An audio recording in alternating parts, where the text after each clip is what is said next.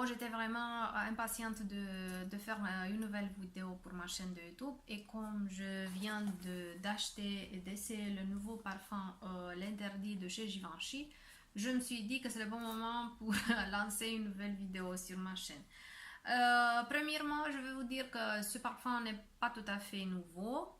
Il y a beaucoup d'années, ça veut dire en 1957, si je ne me trompe pas, et je pense que je ne me trompe pas,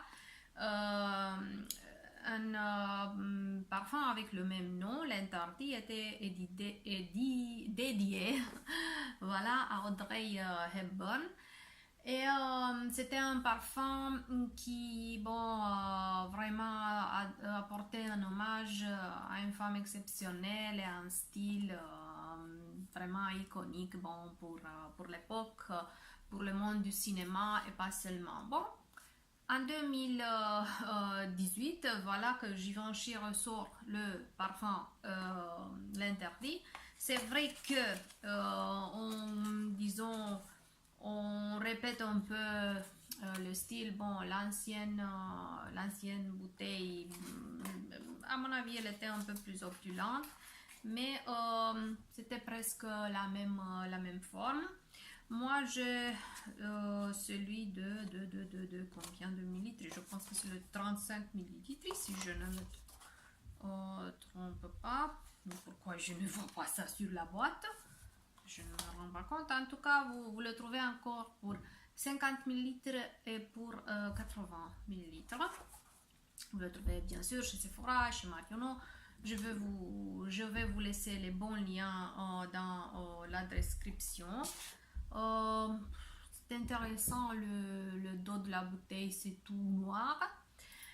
Et le parfum vient comme ça avec un petit ruban, si je peux dire comme ça, voilà. C'est un petit ruban qui est tout autour. Et le concept du parfum, c'est de combiner une fleur blanche avec quelque chose d'obscur, le vétiver et le patchouli. Voilà. Et en même temps, bon, il y a aussi du jasmin, il y a de la fleur d'oranger, bon, il y a, disons, un peu les ingrédients plus classiques, parce que vous savez bien que les parfumeurs, quand ils sortent, les maisons de parfums, quand ils sortent les parfums, ils disent dans l'information officielle les trucs un peu, disons, qu'on peut soupçonner nous-mêmes. Mais ils ne nous disent pas tous les ingrédients. Ce que je veux vous dire, c'est que après avoir porté ce parfum pendant plusieurs jours, et c'est vrai, c'est un parfum qui ressent en quelque part l'odeur du vin. Oui, du vin qu'on boit, ou bon, des raisins, mais pas des raisins tout simplement, mais du vin. Et ça, c'est bien drôle. Vous savez à ce qui ressemble l'odeur quand ça reste sur la peau? J'ai l'impression que j'ai versé un peu du vin qui est attaché bon, ma blouse ou je sais pas quoi, et c'est l'odeur qui reste derrière. C'est très intéressant. C'est aussi une odeur assez sucrée par rapport au, bon, ce que je peux dire, je pense maintenant à la gamme Dahlia Divan qui a été vraiment le top dans la dernière période de Givenchy. Je ressens un tout petit peu la douceur de haute couture, si vous connaissez bien le parfum. Et bon, je ne peux pas dire que c'est un parfum tout à fait surprenant par rapport à d'autres parfums de Givenchy. Mais c'est pas un mauvais parfum et c'est pas un parfum tout à fait simple, disons. C'est pas un parfum qu'on peut porter n'importe comment, qui est comme un parfum de fille, disons.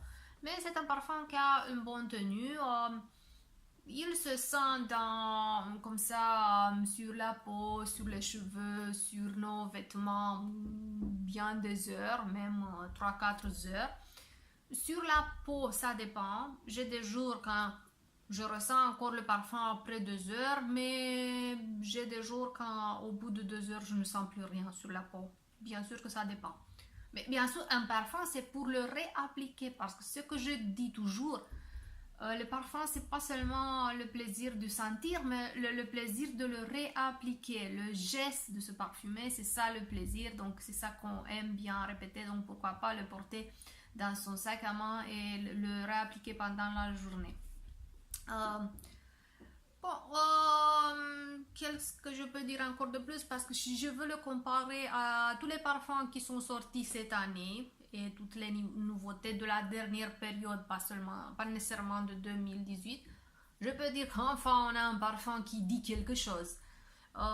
Peut-être c'est un nouveau La Vie est belle, je sais pas, mais en tout cas c'est un La Vie est belle beaucoup plus raffiné parce que c'est de l'ADN de Givenchy dedans et on ressent l'élégance et tout ça, et c'est le chic et l'interdit en même temps, parce que bon, si vous allez voir la vidéo publicitaire, vous allez voir une belle fille qui est en robe de soir et qui court à la métro et qui rentre dans une chambre qui n'est pas tout à fait sympa, disons, mais là-dedans il y a plein de trucs interdits et séduisants, et elle entre dans un jeu bien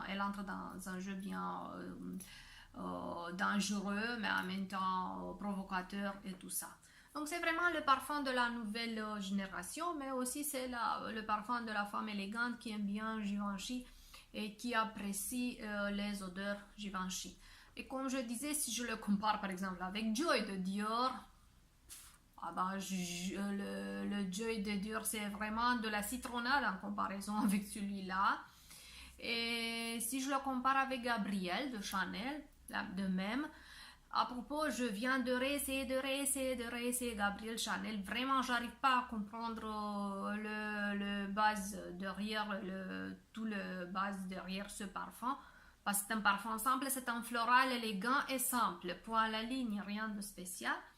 Mais celui-là, il a un peu du nerf, il a un peu de caractère, mais c'est pas encore une haute couture, c'est pas encore un amarige, il va pas dépasser sûrement le Very Irresistible, le parfum de Givenchy qui est le plus aimé.